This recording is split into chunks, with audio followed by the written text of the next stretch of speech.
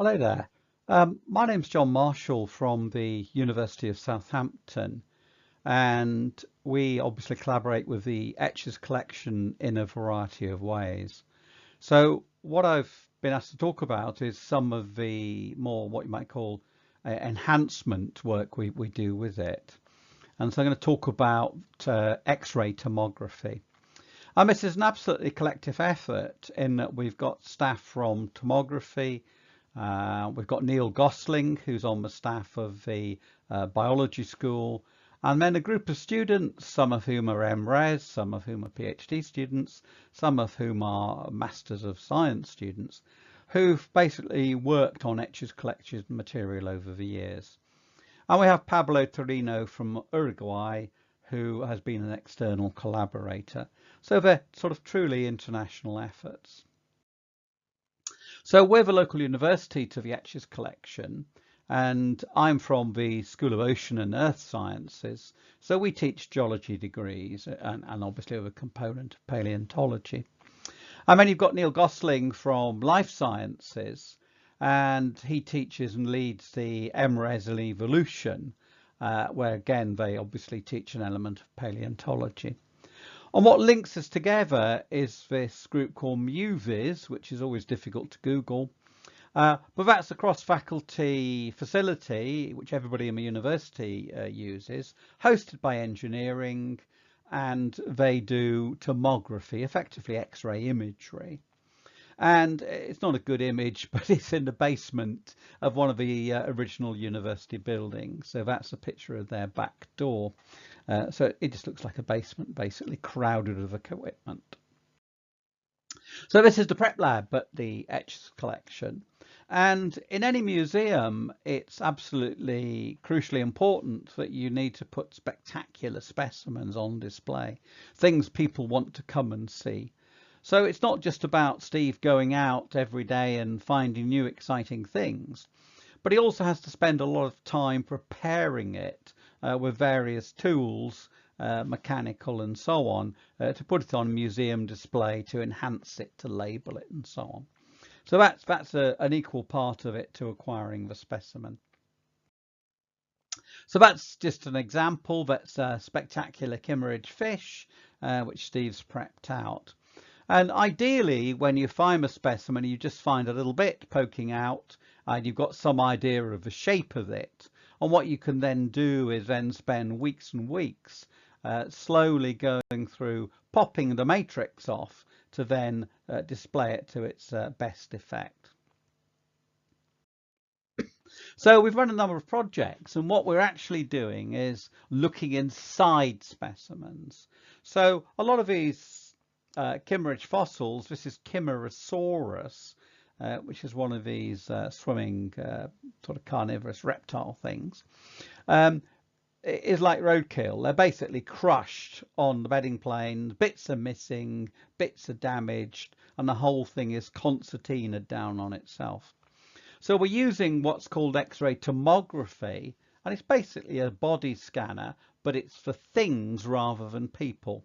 If you went inside it, you wouldn't live very long because the X-ray is a lot stronger and you take a lot longer doing it. So that's Nick Horton, who's one of the students who worked on Chimerosaurus, and that's obviously Steve.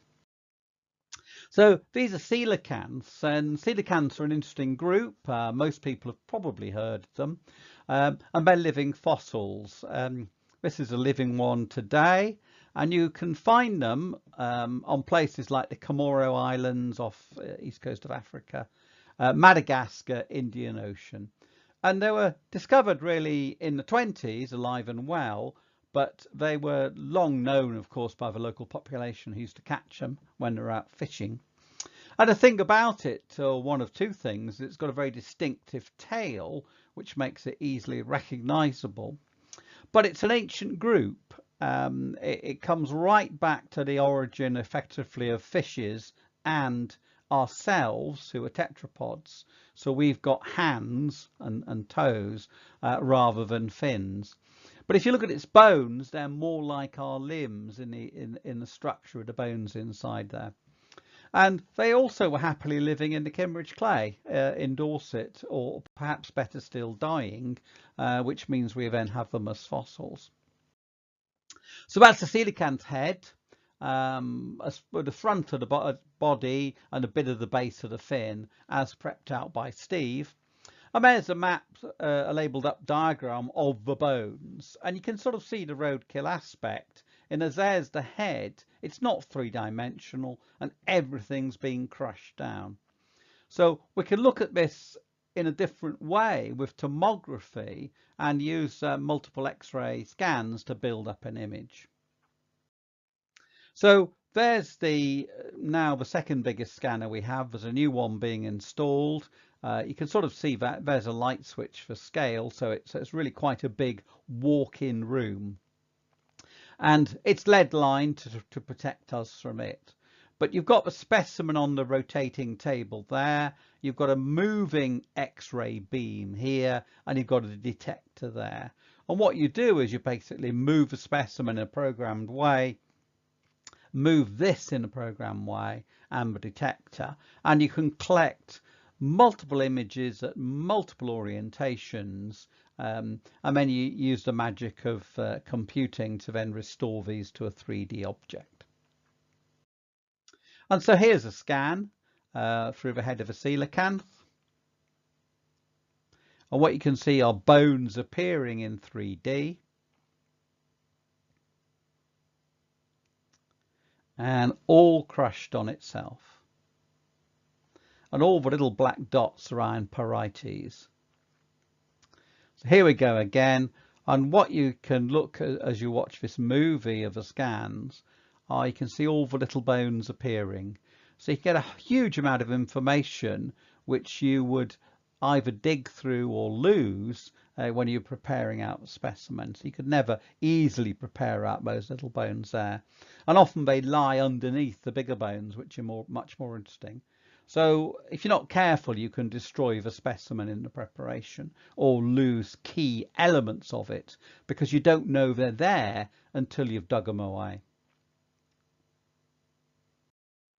So those are the bones mapped out. And so what the student Shane did was sat there for a very long time and basically took each little box or each little element in there and attributed it to a bone element, and basically would go through successive scans, and you can see it's sort of contoured. So those are the successive scans going down and down, and either using an algorithm, or a lot of fossils are difficult, so you have to basically do it manually, and then put the bones to sort of, that's the green one, that's the purple one, that's the gold coloured one, and basically segment out the different elements of it.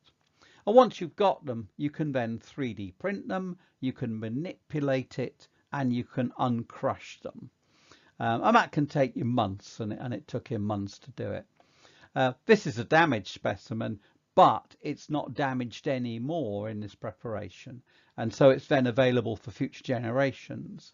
And in many ways now, any museum has an archive of these sorts of images, and rather than loaning the specimen or people traveling to the museum, what you can do is send them a volume, and then they can look at it, reinterpret it, and see it in different ways.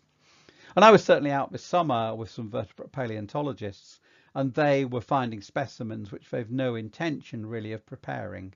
They're just going to scan them and work off the scans and leave the specimens to future generations who can probably do yet more clever things with them.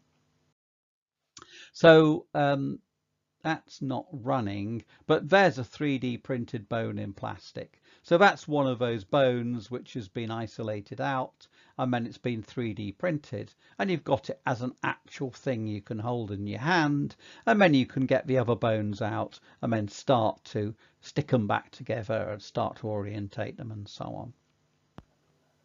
Oh, it's moving.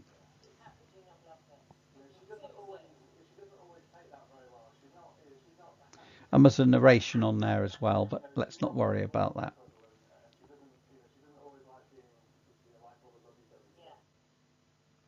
Good, thank you. And It's always collective projects, international cast. So this is one of the first thing we've published on coelacanths, and there'll be a series more.